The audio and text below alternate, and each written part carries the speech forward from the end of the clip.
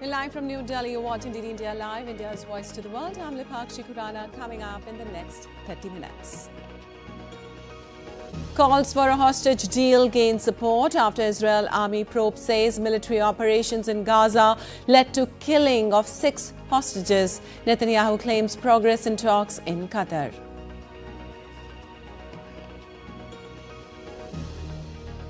At least 21 people, including 2 police officers, killed in post-poll violence in Mozambique. Opposition supporters protest after top court confirms the ruling party victory.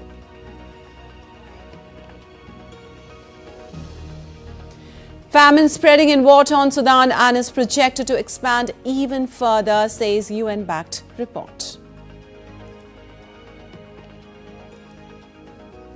ICC announces the 2025 Champions Trophy schedule. India to face Pakistan on 23rd of February in Dubai.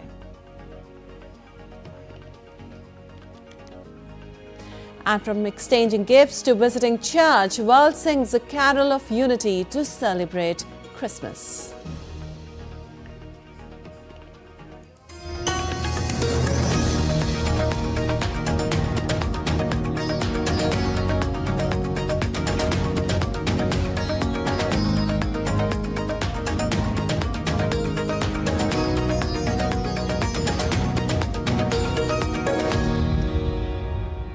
Well, on to the details now. The Israeli army said on Tuesday it had concluded that military operations in southern Gaza are likely to lead to the killing by Hamas of 6 hostages in August. In late August, after troops found the 6 hostages' bodies in an underground shaft in Rafah, Israeli military conducted gradual and cautious ground activities but had a circumstantial influence on the terrorist decision to murder the 6 hostages. Netanyahu said at the time that the 6 Carmel Gat, Eden Yerushalmi, Hersh Goldberg Polin, Alexander Lobanov, Almog Sarusi and Ori Danino were executed with a bullet to the head.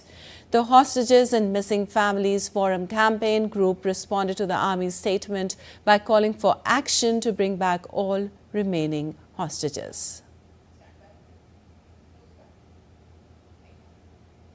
As the fighting churns on, an Israeli delegation returned from a significant round of talks in Qatar aiming to secure a truce and the release of dozens of hostages still held in the Gaza Strip. Indirect negotiations between Israel and Hamas, mediated by Qatar, Egypt and the United States, have taken place in Doha in recent days, rekindling hope of an agreement that has proven elusive. On Monday, Netanyahu told Parliament that there was some progress in the negotiations. Hamas and other Palestinian groups have also reported progress this week towards a ceasefire.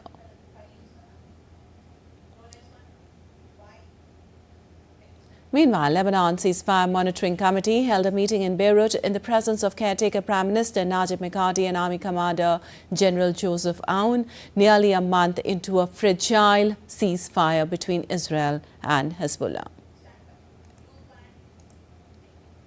Well, the Israeli army said early on Wednesday one of its commanders was moderately injured after his vehicle was hit by an explosive device during the operation in the West Bank. Late on Tuesday, the military also said aircraft had struck armed terrorists in the Nur Shams refugee camp. Hundreds of casualties on both sides are being witnessed in the West Bank since the October 7, 2023 attack by Hamas on southern Israel triggered the war in Gaza and a wider conflict on several fronts.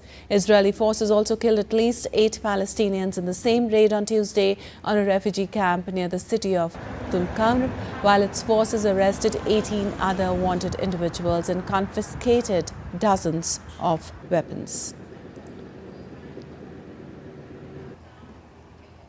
Well, Israel has also instructed its diplomatic missions in Europe to try to get the Iran-backed Houthi group in Yemen designated as a terrorist organization. The Houthis have repeatedly fired drones and missiles towards Israel in what the group describes as acts of solidarity with the Palestinians fighting Israeli forces in Gaza. The attacks have disrupted international shipping routes, forcing firms to reroute to longer and more expensive journeys that have in turn stoked fears over global inflation. The United States, Saudi Arabia, Malaysia, the United Arab Emirates, Australia, Canada, New Zealand and Israel currently designate the Houthis as terrorists.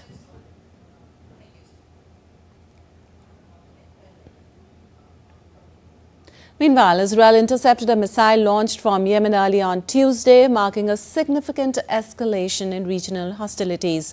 But the missile was successfully neutralized before entering Israeli territory with no reported injuries or damage. And at least 3 people were killed and others injured when armed men opened fire on a group of journalists gathered for a government press conference set to announce the reopening of Haiti's largest public hospital. 2 reporters and a police officer were killed. Armed gangs in Haiti with near total control over capital Port-au-Prince and wide remit over the rest of the country have targeted hospitals to show their muscle over the government, forcing most to shut down.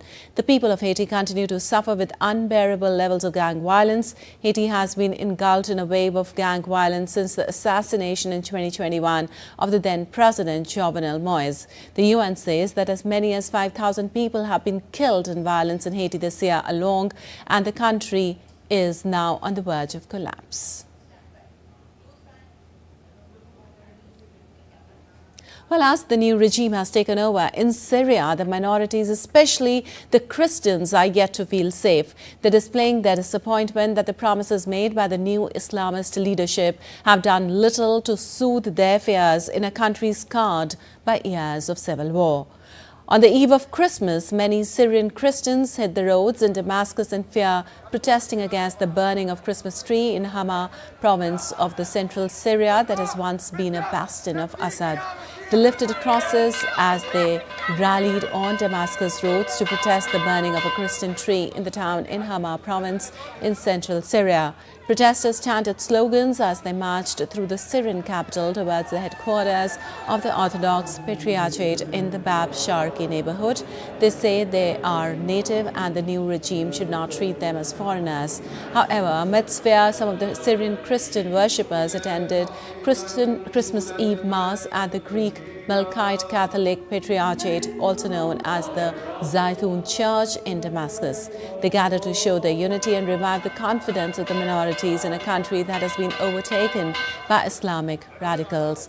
Christians in Syria made up about 10% of the pre-war Syrian population, but now make up less than 2%, falling from 1.5 million in 2011 to just 300,000 in 2022 due to widespread persecution by Islamic terrorists and the impact of the Syrian civil war.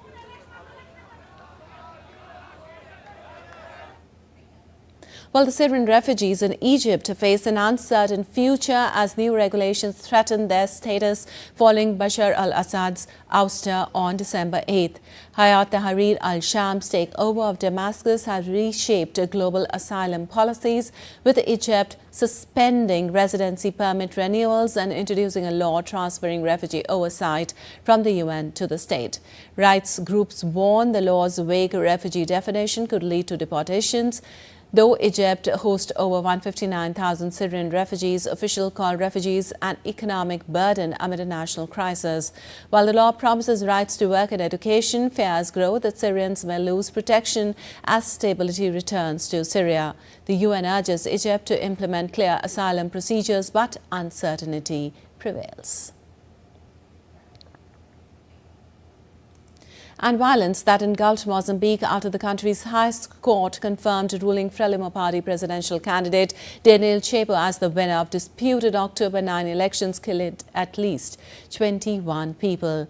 Mozambique Interior Minister Pascal Ronda told a news conference late on Tuesday that a wave of violence and looting was sparked by the court's announcement a day earlier. He said it was led by mostly youthful supporters of losing candidate Venancio Mondlane, who received 24% of the votes, second to Chapo, who got 65%. 78 people have been arrested so far and security measures have been tightened across the country. Tensions were high in the country ahead of the Constitutional Council ruling on Monday, and violent protests started immediately after the announcement was made. Well, famine in Sudan has escalated, engulfing 5 areas and is threatening 5 more by May, according to a global hunger monitor. The famine, fueled by relentless conflict between the Sudanese armed forces and the Rapid Support Forces, grips camps in North Darfur and the Nuba Mountains, with millions at risk. Despite dire warning from the Integrated Food Phase Classification, aid efforts are crippled by warring parties, blockades and bureaucratic red tape. Only 10% of those in need have received food assistance in 3 months as hunger tightens its grip on 24.6 million people. Sudan's government denies the crisis, rejecting famine declarations and blaming the RSF, while the RSF deflects responsibility. And the starvation looms. Well, the death toll from Cyclone Chido in the French Indian Ocean territory of Mayotte has reached 39, according to the latest count. Meanwhile, France's Interior Ministry updated the number of wounded to 4,136, of which 124 were serious cases. At least 34 operations have been launched since the disaster struck to search for the missing, the ministry said, with drones being used in the effort. Well, the most devastating cyclone to hit Mayotte in 90 years caused colossal damage on December 14th in France's poorest department, where relief workers have struggled since then to restore essential services such as water, electricity and communications network. And our Christmas cheer from around the globe, Dubai has transformed into a magical wonderland with sparkling holiday lights heralding the Christmas festivities. Dubai has embraced the Christmas spirit with style, blending international holiday traditions with its own unique flair.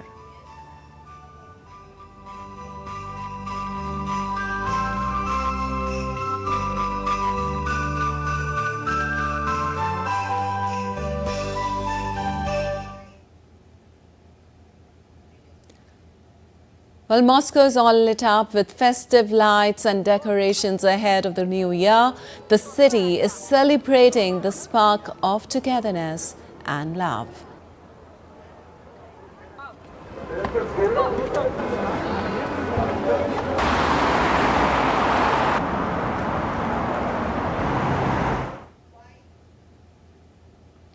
Dazzling lights and Christmas sparkle have once again transformed New York City streets into a winter wonderland, delighting residents and visitors alike. With more than 50,000 multicolor LED lights, the Christmas tree is the center of attraction for one and all. Well, streets and homes across the globe are adorned with sparkling decorations celebrating togetherness. Worldwide, the soft sound of carolers is filling the air with messages of peace and joy.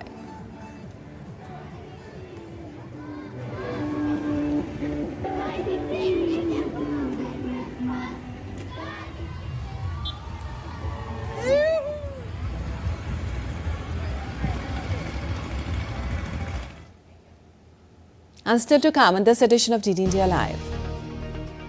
The nation remembers Atal Bihari Vajpayee on his 100th birth anniversary. The day is also observed as Good Governance Day. In women's cricket, India wins every ODI series 2-0 against West Indies. And Christmas celebrations across the world as the world sparkles in dazzling lights.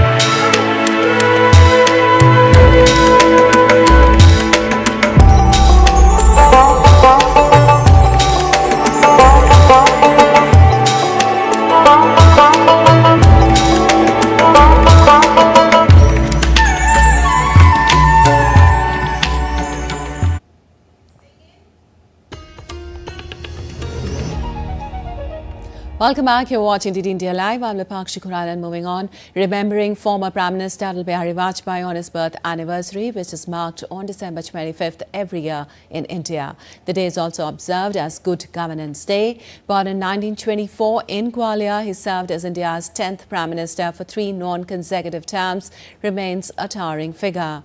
Atal Bihari Vajpayee was a prominent Indian politician and a founding member of the Bharatiya Janata Party, known for his eloquence and poetic skills. He was respected across party lines for his liberal political views and consensus-building efforts. Vajpayee was even honoured with Bharat Ratna, the country's highest civilian honour, in 2015.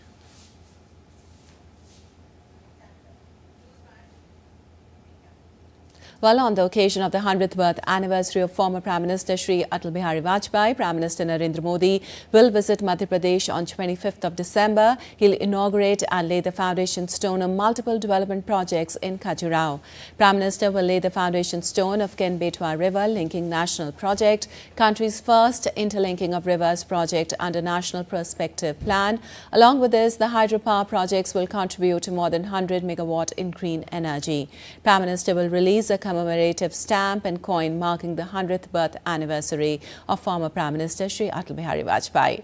In line with his commitment to energy sufficiency and promoting green energy, Prime Minister will also inaugurate the Omkareshwar floating solar project established at Omkareshwar in Khandwa district of Madhya Pradesh.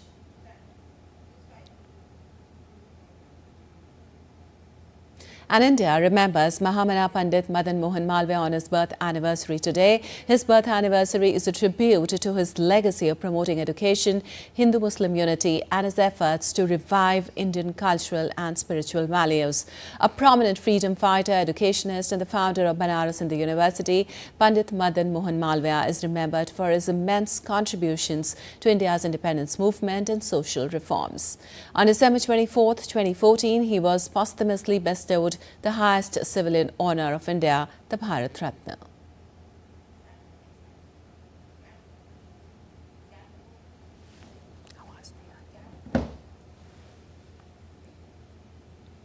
Well, Bangladesh asked its neighbour India to extradite former Prime Minister Sheikh Hasina to face judicial proceedings. The spokesperson of India's Ministry of External Affairs says New Delhi has received the request. The formal request comes 2 weeks after India's Foreign Secretary visited Dhaka. It was the first high-level visit by an Indian official since Sheikh Hasina's 15-year rule ended.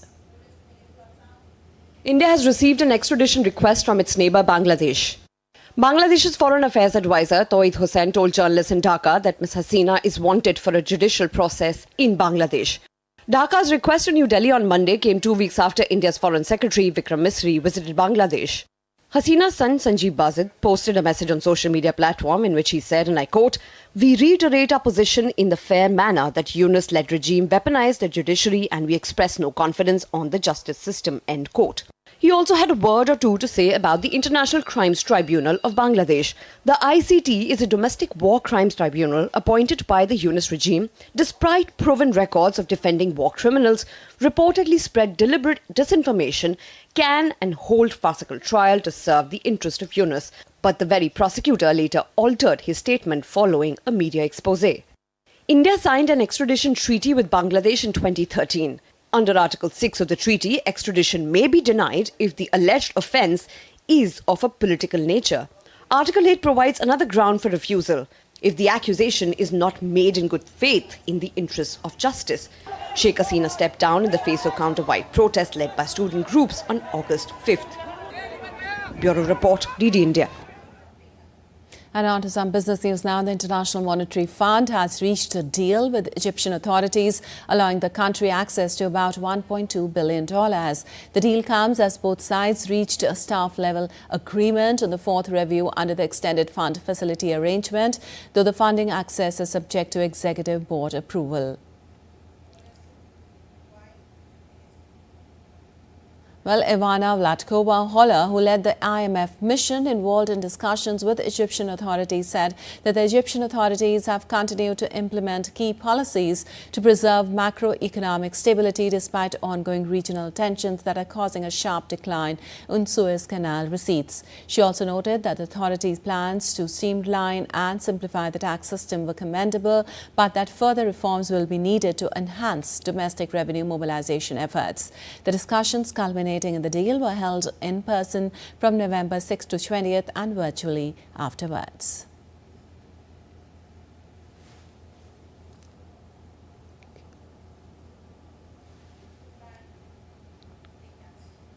Well, dozens of workers protested outside a Manhattan Starbucks on Tuesday, kicking off a 5-day strike that could become the largest in coffee chains history.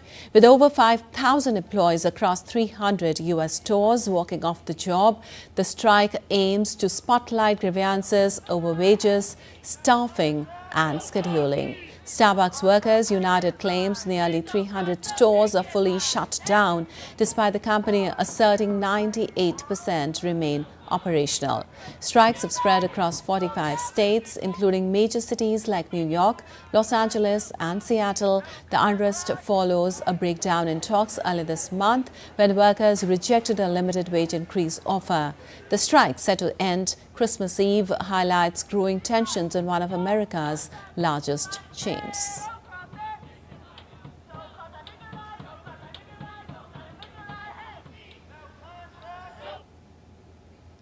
Well, in sports, the International Cricket Council has declared the schedule for Champions Trophy 2025. The much-awaited clash between India and Pakistan will take place on the 23rd February in Dubai. Besides Pakistan, the other two teams in India's group are Bangladesh and New Zealand. India will play Bangladesh on 20th February and New Zealand on the 2nd of March. All matches of Team India will be held in Dubai, which is the neutral venue for the tournament. Defending champions and host Pakistan will kick off the tournament on 19th of February against New Zealand in Karachi.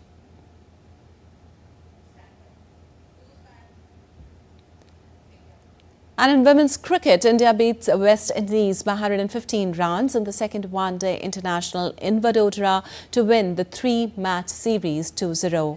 Harleen Deol scored a brilliant century to take her team to a mammoth total of 358 runs. On the other hand, West Indies were bowled out for just 243 runs in 46.2 overs. India's Priya Mishra took 3 wickets while Deepti Sharma and Pratika Rawal took 2 each. With this win, India has clinched the 3-match series with the last match scheduled to take place on Friday. And South Africa's Corbin Bosch is set to make his red ball debut against Pakistan in the Boxing Day Test match. Bosch earned the Test cap just days after making his one-day international debut on Sunday. The 30-year-old Bosch will join Marco Jansen, Kagiso Rabada and Dane Peterson in the bowling lineup. The all-pace attack means frontline spinner Keshav Maharaj will have to sit out. South Africa, who have won their last 5 Test matches, sit on top of the World Test Championship standings.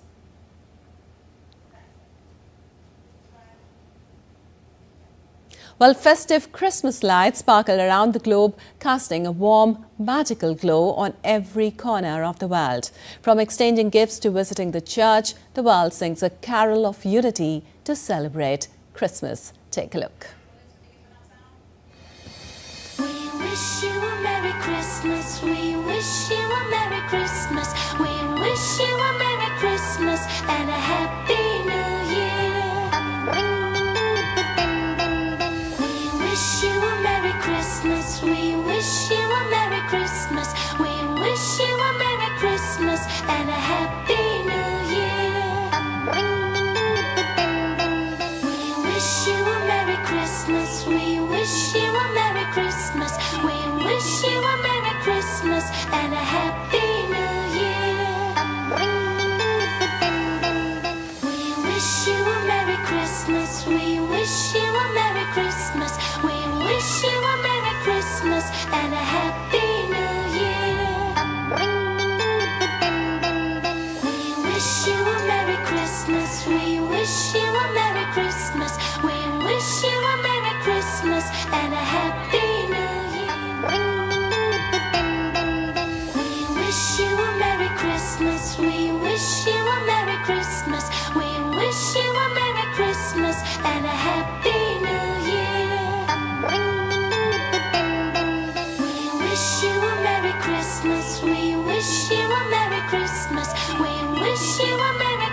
Christmas and a Happy New Year. Well, before we wrap up, a quick reminder, India's public broadcaster Prasar Bharati has recently launched Waves, entering the field of OTT platform. Waves provide a complete infotainment ecosystem to digital media and OTT audiences. If you also want great content for free, then download Waves today. That's all for this edition of DD India Live, but let us know your thoughts on the news of the day. We'll be back with more news as it breaks here on DD India. I'm India-Pak from all of us here in Delhi. Thanks for watching DD India Live.